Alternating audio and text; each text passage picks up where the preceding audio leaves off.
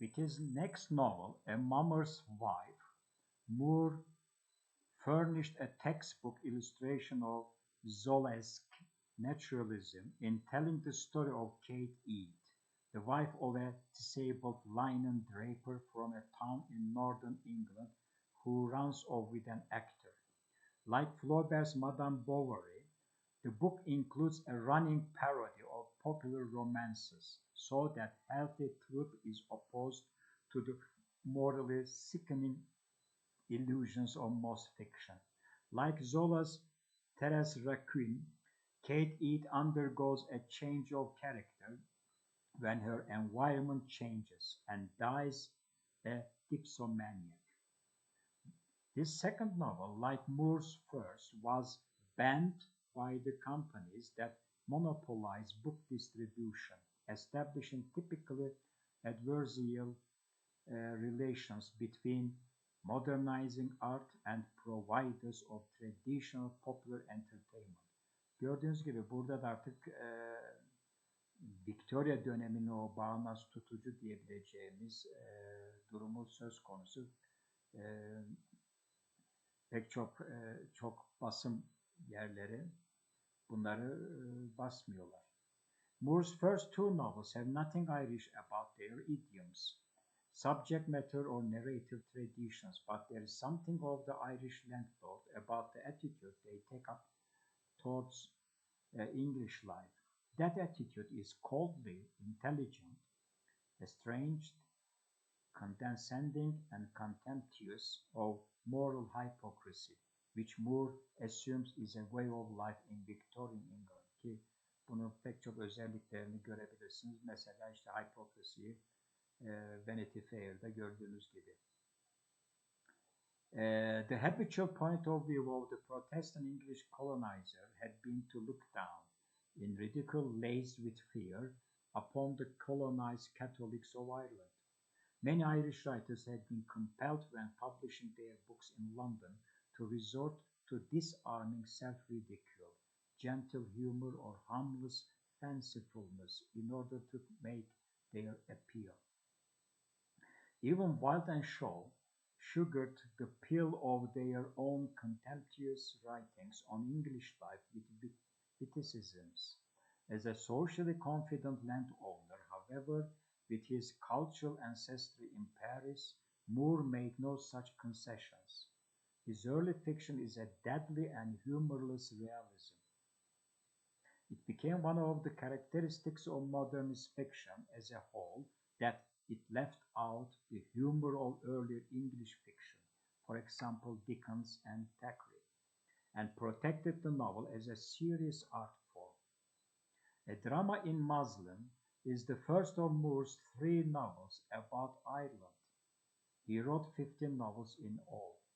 It depicts Irish society on the eve of Home Rule from the point of view of the passionless observer who, unbiased by any political creed, comments impartially on the matter submitted to him for analysis. The immediate matter for analysis is the choice of a future for Alice Barton, one of three daughters in a family of minor Catholic gentry, who go to a debandant ball in Dublin Castle in the hope of arranging matches, as if dynastic marriages among the gentry and British officers would make one's future safe in the revolutionary Ireland that is vividly etched in the novel's background. Tıpkı Jane Austen'ın işte şeyinde gördüğünüz gibi Pride and Prejudice'deki o iki kız kardeşin, Elizabeth'in dışında kalan iki kız kardeşin şeylerle evlenmesi gibi, officer dediğimiz subaylarla evlenmesi gibi mesela. Burada da aynı şekilde bir dans işte veya bir partiye gitmek bunu gösteriyor. Kendi geleceklerini bulabilmek için matches diyor, arranges matches.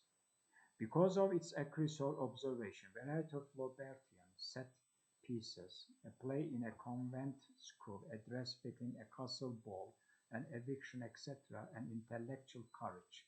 A Drama in Muslin has won a place in the canon of Irish literature. Declan Gibbard, for instance, gives it a chapter in Irish classic.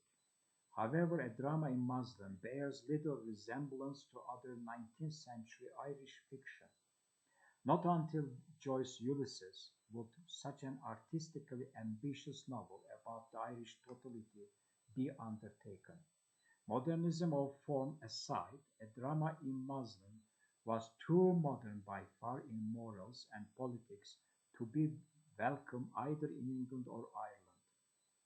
Its points of view is against God, Catholicism, landlordism, and Dublin Castle, and in favor of free love, vocations for women, metropolitan life, and science, as in so many naturalistic works.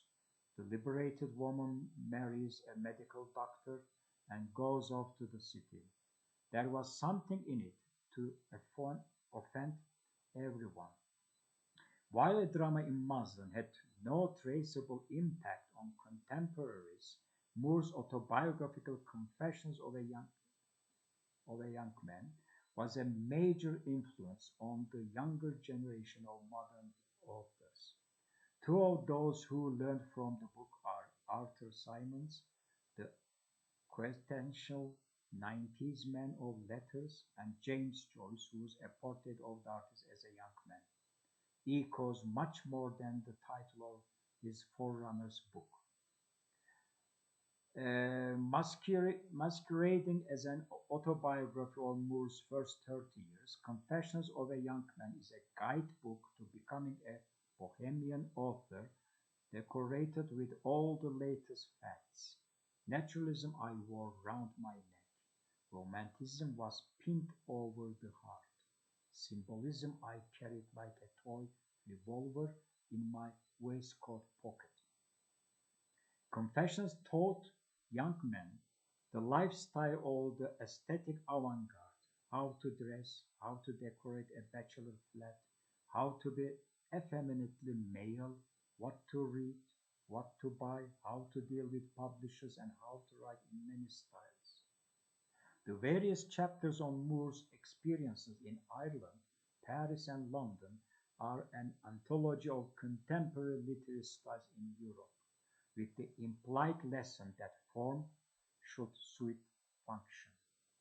The narrator of Confessions presents his roundup of contemporary fiction in English in chapters 10 and concludes with praise for Walter Pater's Marius the Epicurean as the first book of English prose he had ever read that gave him genuine pleasure by its language, the combination of words for golden or silver chime, and unconventional cadence. It was for him a sacred book in a special modernist sense, that is, a profane work in which completeness of artifice gives to the words an aura and sanctity and presence above and beyond their signification. What Moore had to offer was a Bible to young male hell-raisers, so the Confessions both imitates and parodies the concept of a sacred book. So we come another character now, the School of Pater. Moore may have been the first of the major modern Irish writers to admire Pater, but remarkably nearly all of them came to do so, including Wilde, Yeats, J.M. Synge, and Joyce. They all paid heed to his elegant and passionate appeal in the famous conclusions to the Renaissance, for the young to become individuals on whom nothing is lost, not one pulsation of experience, and as the wisest course to spend their short lives in the making of art, which for Pater was the beautiful stylization of one's own sharpest impressions.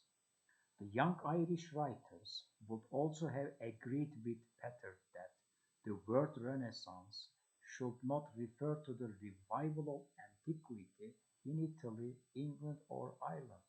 It was the name of many-sided but yet united movement in which the love of the things of the intellect and the imagination for their own sake, the desire for a more liberal and comedy way of conceiving life, make themselves felt, urging those who experience this desire not only to the discovery of old and forgotten sources of enjoyment, but to the divination of French sources thereof, new experiences, new subjects of poetry, new forms of art. Gördüğünüz gibi her şeyin yenilenmesini istiyorlar. Yani bir innovation gibi bir şey istiyorlar.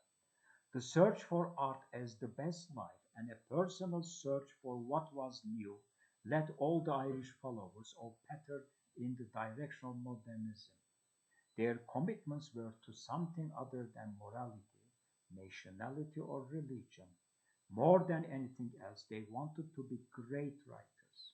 That is one of the chief distinctions between the forgotten foot soldiers of the Irish Renaissance and its Nobel Prize winners and saints of modernism. Their aestheticism was brilliantly set forth by Oscar Wilde in the epigrammatic preface to the poisonous book, The Picture of Dorian Gray. No artist desires to prove anything. No artist has ethical sympathies. An ethical sympathy in an art is an unpardonable mannerism of style. All art is at once surface and symbol. All art is quite useless. Diversity of opinion about a work of art shows that the work is new, complex, and vital. Critical opinion about Dorian Gray was certainly diverse. The novel tells the story of Dorian and two men, the painter Basil Hallward and the cynical aesthete Lord Henry Wotton. Hallward paints a portrait expressing his admiration for the young man's beauty. Wotton, who equally admires Dorian's charms, teaches him to gratify every impulse, for nothing is forbidden. Dorian breaks hearts, kills, feasts, drinks, and smokes, all through the years of dissipation, keeping his bloom of youth. Meanwhile, in the attic, his portrait turns old and ugly with sin. When Basil Hallward sees the ruin of Dorian's life in the ravaged portrait, Dorian murders the painter. Finally, stabbing the canvas with a knife, Dorian kills himself.